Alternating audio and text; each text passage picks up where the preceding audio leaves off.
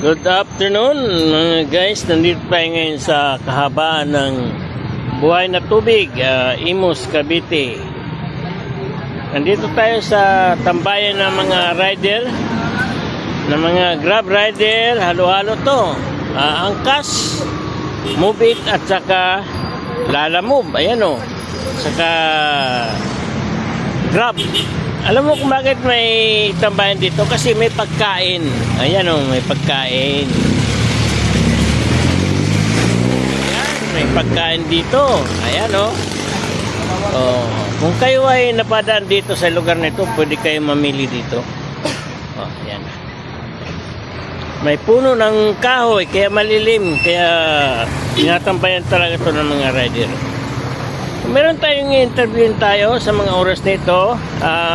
Paps, Move It siya, Move It. Share-plate siya, share-plate. Madaling sabi, may food siya eh.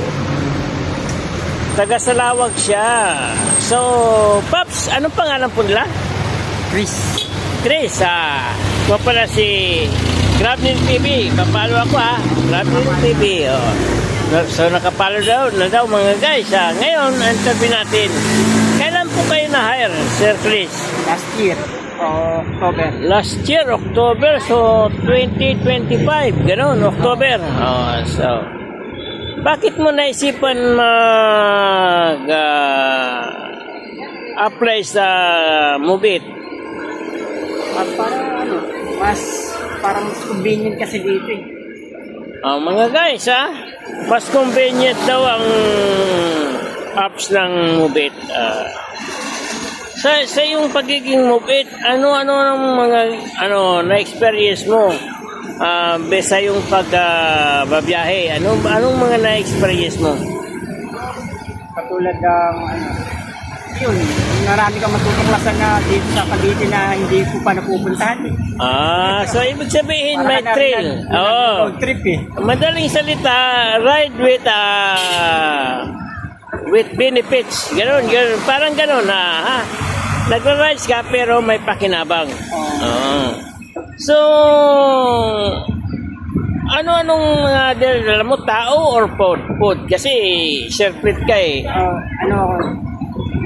Dalawa, pagkain at saka tao. So sa pagkain, ano po ang naging experience mo sa pagdadala mo sa pagkain sa mga customer? Okay naman, wala namang mabilis ang maganda rin yung fare niya. Okay. So wala palang reklamo sa iyo yung mga customer? Wala pa naman. Wala ka na encounter. So lahat pala good sa iyo. Sa pagiging Move It naman, ano naman na experience mo? Matagal ang pasahero. Matagal ang pasahero. Sa palagay ko kasi, mababang pasahero, matagal ang pasahero kasi, kadalasan dito ay may mga service. At saka, unang-una, nagtitipid siguro, kaya ganun ang nangyayari. More on dito, public utility vehicle, yung mga minibus, PUG, ganun. Kadalasan dito may mga motor, kaya ganun. Nagmamanila ka ba? Nagmamanila? Ayoko. Dito lang Cavite area lang. Ayaw na. Maganda yan. Tama. So, ano naman na doon naibigay sa iyo ni Grab simula nung ikaw ay na-hire niya? May mga offer sa loan. Mga offer sa loan. Mga incentive. Kasi may mga incentive. Lalo na yung AM Rush at saka yung sa gyms. Sa gyms natin. Yung magandang malaking bagay kasi sa bilang Move It rider. So, nai-hit mo pala yung mga rush hour na hit incentive? Oo, malaking bagay talaga pag sa nahihit mo yung mga AM Rush at saka yung gyms na basta yung gano'n nga, AM Rush at saka yung gyms. Pag nahit mo yun, malaking bagay kasi dagdag kita mo rin yun eh. So, na-operan ka ba ni Grab sa finance ng loan? Mga ilan beses ka nakapag-loan? Isang beses pa lang. isang beses pa lang. Magkano naman ilan naman ang nalon mo kay Grab? Ang offer niya sa akin 13, kaso ang kinuha ko lang 10. O, sa 13, ang kinuha niya 10. Bakit hindi mo Baka hindi kinuha ko lahat? kayanin eh. Mal- Mayayari ako sa asawa ko. maliit lang ang kantas, no? Maliit lang ang arawan nun. Panis yan sa incentive mo. Kasi hindi naman araw-araw Pasko ang biyahe. Lalo na ngayon, tag-ulan na. Oo. Pahirap ang pasahero pag tag-ulan eh. Mapunta tayo doon sa tag-ulan na, ha? Oo. Pag ano ang ginagawa mo pag naulan? Pag tag-ulan, anong gagawin mo? Magpupud ka na lang. Oo, nagpupunta ako pag tag-ulan kasi malakas ang pud pag tag-ulan eh. Tama ka dyan. Yan, pansinin ko nga eh. Malakas ang pud pag naulan. Oo. Oo. Saan ka lang madalas tumatambay? Yun lang, sa malapit sa area ko.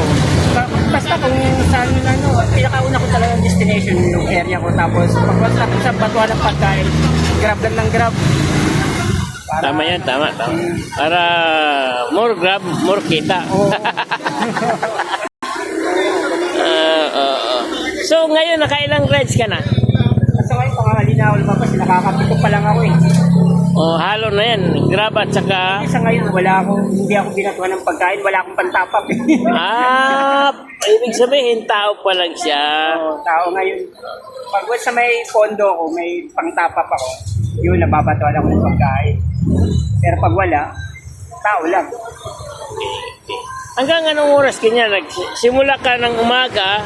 Anong oras ka sa umaga nagsisimula? Ang ano ko kasi, simula ako niyan 5, tapos kasi ano ko nga yung mga AM rush at saka yung games na incentive.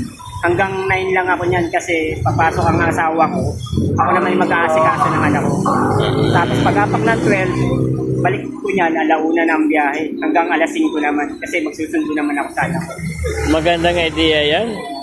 Nakaplanado talaga ang araw mo para sa pamilya mo, saka sa trabaho. So, maraming salamat Sir Chris, ha? Oh, Ride safe. right, Ha? Siyempre. Good luck. Thank you.